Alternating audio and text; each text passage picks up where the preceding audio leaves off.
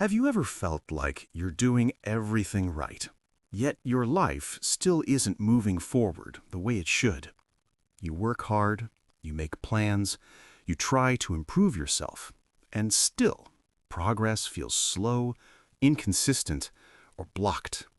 It's easy to blame circumstances, the economy, other people, bad timing, or even the universe. But what if the real problem isn't outside of you at all? What if something small, something you do every single day without thinking, is quietly sabotaging your results? Most people believe words are harmless, just sounds, just conversation. But words are not neutral. The way you speak shapes the way you think. The way you think shapes the choices you make. And your choices shape the life you experience. And here's the part almost no one talks about. Some of the most damaging habits aren't obvious. They don't look like mistakes. They sound normal. They even feel innocent. In this video, we're going to break down 7 things you should stop sharing with other people if you want more clarity, stability, and progress in your life. Not because you should be secretive, not because people are bad, but because certain information loses power the moment it's spoken. And once that power is gone, momentum disappears. Most people think success is only about effort, working harder, trying more, pushing through. But effort alone doesn't explain why 2 people can work just as hard and end up with completely different results. The difference often lies in what happens before action. Your words influence your mindset. Your mindset influences your behavior. And over time, behavior creates patterns. That's why communication isn't just social, it's strategic. Every time you speak, you're reinforcing a story about who you are, about what you expect, about what's possible for you. And the brain doesn't treat spoken words lightly. When you repeat something out loud, your mind starts to accept it as truth, even if it began as a casual comment. That's why certain things feel heavier the more you talk about them, and why other things lose momentum once they're shared too early. This isn't about superstition, it's about focus, psychology, and energy. Some information protects your growth when it stays private. Other information weakens it the moment it becomes public. And the people who consistently build strong results, whether financially, emotionally, or professionally, understand this instinctively. They're not silent because they're afraid. They're silent because they're intentional. So now that you understand why communication matters, let's talk about the first habit that quietly destroys momentum. Sharing your plans too early. There's a natural urge to talk about what you're building. A new idea, a goal, a future version of your life. It feels exciting. It feels motivating. It feels like progress. But here's the problem. Talking about plans creates the illusion of movement.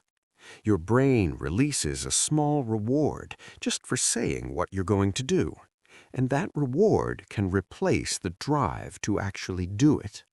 You feel accomplished before anything has been built, and once that happens, action slows down. There's another issue most people don't notice. The moment you share your plans, you invite opinions.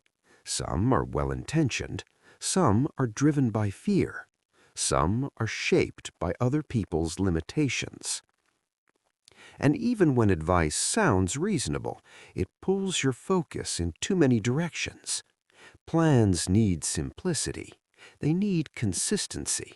They need time to grow without interference. Think of an idea like a small flame. When it's new, it doesn't need attention. It needs protection. Too much exposure too early, and the flame doesn't get stronger. It goes out. People who build real results don't announce every step. They move quietly. They let outcomes speak later. Because when fewer people know, there are fewer distractions, fewer doubts, and fewer obstacles. So the rule is simple. Work in silence. Let progress happen privately, and let results do the talking. Venom number 2. Talking about your relationship. Most people think sharing details about their relationship is harmless. Sometimes it even feels healthy. You talk because you're happy, or because you're frustrated and want relief. But relationships are fragile systems. They don't grow through exposure. They grow through trust, privacy, and stability. When you talk too much about your relationship, you invite external influence into something that should stay internal. If you speak positively, you trigger comparison. People compare your relationship to theirs, and comparison rarely creates goodwill.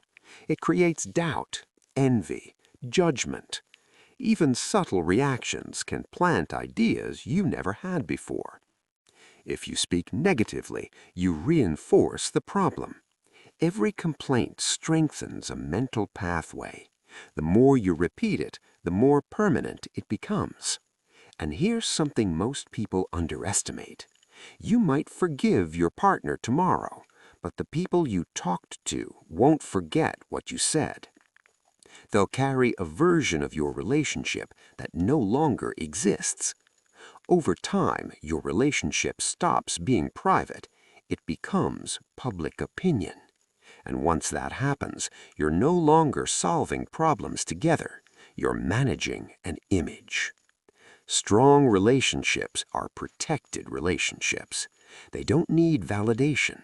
They don't need witnesses. They need discretion. If something's serious, address it directly or seek professional guidance. But turning your relationship into conversation material slowly weakens the bond you're trying to protect. Venom number 3. Talking about how much you earn. Money is one of the most emotionally charged topics in human psychology. And no matter the number, sharing it almost never works in your favor. If you earn less, people underestimate you. If you earn more, people question you. Either way, you lose control of the narrative. Once your income becomes known, people begin to project stories onto you. If you're doing well, they assume luck, shortcuts, or unfair advantages. If you're struggling, they unconsciously lower their expectations of you, and expectations shape opportunity. There's another subtle effect. When you talk about lack, you reinforce it. Saying things like, "I'm broke," or "money always disappears," isn't just descriptive, it's identity building. Your brain listens, and over time it adapts behavior to match the story you keep telling. Silence creates space for change. You don't need to lie. You don't need to hide. You simply don't need to broadcast financial details that don't help you grow. Focus on improving your systems, your skills, your discipline. Let financial progress reveal itself naturally, without explanation. Venom number 4. Talking too much about your problems. There's a common belief that talking about your problems is healthy, and sometimes in the right context it is. But most people don't seek solutions, they seek relief, and there's a difference. When you repeatedly talk about your problems, you don't reduce them, you rehearse them. Every retelling strengthens the emotional charge. Your brain relives the situation instead of resolving it. Over time, the problem becomes familiar, and familiarity turns into identity. You become the stressed one, the unlucky one, the person who's always dealing with something. And that identity quietly shapes how others respond to you. Opportunities move toward people who feel stable, not perfect, stable. Another overlooked reality is this: not everyone listening wants you to succeed. Some people feel comforted by hearing about your struggles. It reassures them that they're not behind. And without realizing it, you and the listener form a loop where nothing improves. This doesn't mean you should suffer in silence. It means you should be selective. Serious challenges deserve structured help, reflection, strategy, professional guidance when needed. Casual complaining creates noise, not clarity. Silence gives you space to think. Distance gives you perspective. And when you return with insight instead of emotion, you're far more likely to solve what once felt overwhelming. Venom number 5. Announcing wins too early. The moment something good happens, there's an urge to share it. A breakthrough, a new opportunity, early progress. Celebration feels natural, but premature celebration weakens momentum. Here's why.